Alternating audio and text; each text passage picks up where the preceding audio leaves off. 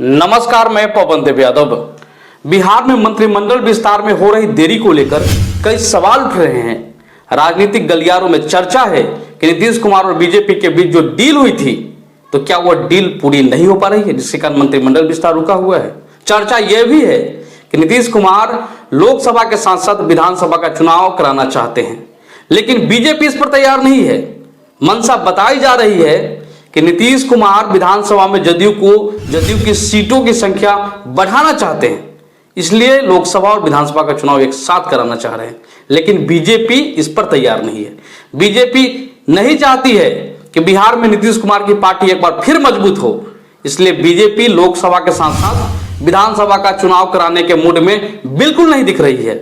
लेकिन जो डील हुई थी, कुछ इस तरह का डील हुई थी जो राजनीतिक गलियारों में चर्चा है, जिस कारण फिलहाल बिहार की राजनीति बहुत उलझ गई है, उलझी हुई है बिहार की राजनीति। खास करके एनडीए की राजनीति की बात करें तो गठबंधन के भीतर तमाम दल एक दूसरे को लेकर असहज महसूस कर रहे हैं। कोई सहज नहीं है, एक दूसरे को लेकर कोई भी दल सहज नहीं है।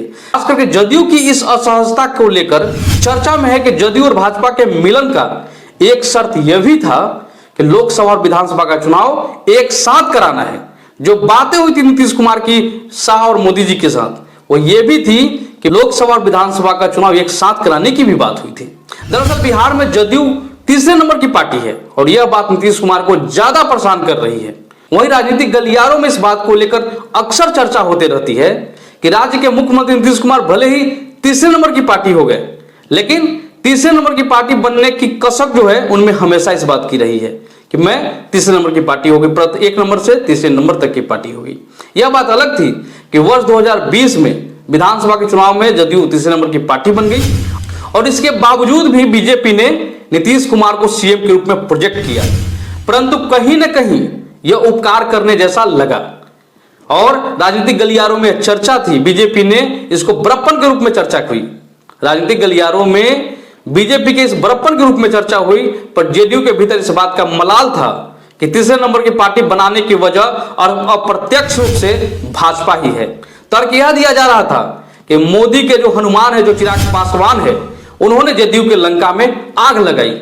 यह बात तब और मुखर हो गई जब जदयू ने भाजपा से नाता तोड़कर राजद के साथ यानी महागठबंधन की सरकार 2022 में बनाई।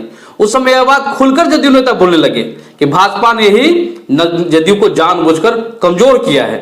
तब जदयू की तरफ से यह भी आरोप लगा, खुद मुख्यमंत्री नीतीश कुमार ने भी आरोप लगाया कि भाजपा जदयू को तोड़ना चाह रही थी और तोड़ने के लिए इस काम के लिए आरसीपी सिंह को लोग लगाए हुए थे।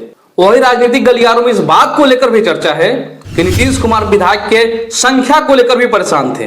वो चाहते थे कि कांग्रेस के विधायकों को तोड़कर जदयू की संख्या बढ़ाई जाए।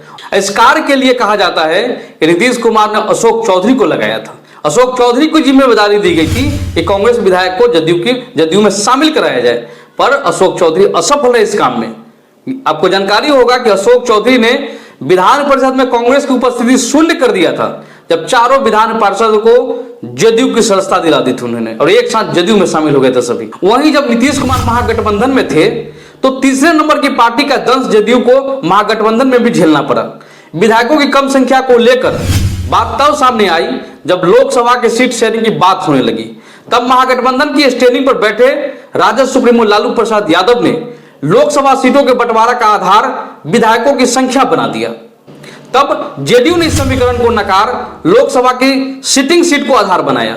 साथ ही नीतीश कुमार विधानसभा और लोकसभा का चुनाव एक साथ कराना चाहते थे, जिसे लालू प्रसाद यादव नहीं माने और उन्होंने इस बात को नकार दिया कि लोकसभा विधानसभा का एक साथ चुनाव नहीं कराया जा सकता है। तो नतीजा यह हुआ कि नीतीश कुमार ने महागठबंधन का साथ छोड़ एनडीए के साथ शामिल हो गए। तो एक बड़ा जो डील है, वह जो बड़ा शर्त है, वह यह था नीतीश कुमार का कि लोकसभा विधानसभा के चुनाव एक साथ होनी चाहिए। अब जेडीयू का एनडीए में आने का वजह यही है और इसी बिंदु पर समझौता हुआ है। और समझौता के बिंदु क्या क्या रहे होंगे यह हम लोग अनुमान लगा रहे हैं। यह तो नीतीश कुमार और भाजपा के केंद्रीय नेतृत्व भी जानते होंगे, लेकिन जो राजनीतिक गलियारे में चर्चा है उस चर्चा सबसे ज्यादा इस बात को लेकर है कि नीतीश कुमार विधानसभा और लोकसभा का चुनाव एक साथ कराना चाहते हैं और यही कारण था कि उन्होंने महागठबंधन से नाता तोड़ा और एनडीए में चले आए। लेकिन नीतीश कुमार ऐसा क्यों चाहते हैं, उसके पीछे कई कारण है। पहला कारण यह है कि जेडीयू जो तीसरे नंबर की पार्टी बिहार में बन चुकी है, उससे यह छुटकारा चाहते हैं। दूसरी बात यह है कि नरेंद्र मोदी के चेहरे और जो राम लहर है, जो मंदिर बना है अयोध्या में, उस लहर में ही अगर लोकसभा के लिए लोग वोट करेंगे तो विधानसभा में ही लोगों को वोट मिले, उससे बेड़ा पार हो जाए। तो यह उनकी मंशा है। लोकसभा और विधानसभा का चुनाव साथ साथ होने से जो 2029 तक नरेंद्र मोदी देश के पीएम रहेंगे तो नीतीश कुमार भी अगले 5 साल तक बिहार के सीएम रहेंगे।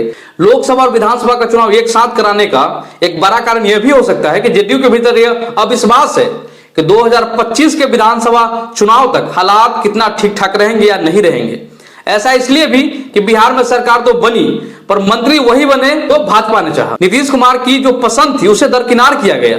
अब तक जो मैंने आपको जानकारी दिया वह बिहार की राजनीतिक गलियारों में चर्चा का विषय बना हुआ है और वहीं से जो बातें चर्चा चल रही है, राजनीतिक विशेषज्ञों द्वारा, पत्रकारों द्वारा, वरिष्ठ पत्रकारों द्वारा इन सब बातों की चर्चा की जा रही है। वही मैं एक बात स्पष्ट कर दूं कि इस बार जो भी समझौता हुआ है वह तो नीतीश कुमार और भाजपा के जो है केंद्रीय नेतृत्व, खास करके मोदी साहब, वही जानते होंगे।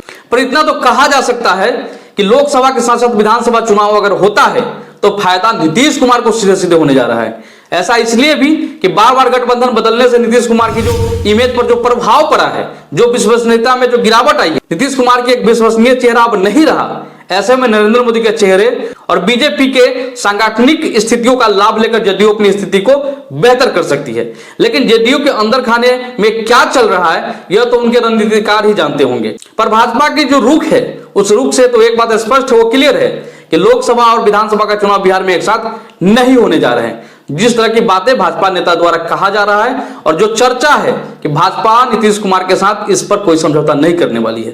तो फिलहाल आज की इस वीडियो में बस इतना ही। वहीं हमारा खबर अच्छा लगा होगा तो इस खबर को ज्यादा से ज्यादा, इस वीडियो को ज्यादा से ज्यादा आप लोग शेयर करेंगे। और इस खबर को लेकर आप क्या सोचते हो आप हमें कमेंट करके बताइए। वहीं इस तरह की खबरों के लिए आप हमारे यूट्यूब चैनल को सब्सक्राइब कर लेंगे, बेल आइकन दबा लेंगे और फेसबुक पर देखते हैं फेसबुक को लाइक और फॉलो कर लेंगे। धन्यवाद। जय हिंद, जय बिहार, जय संविधान।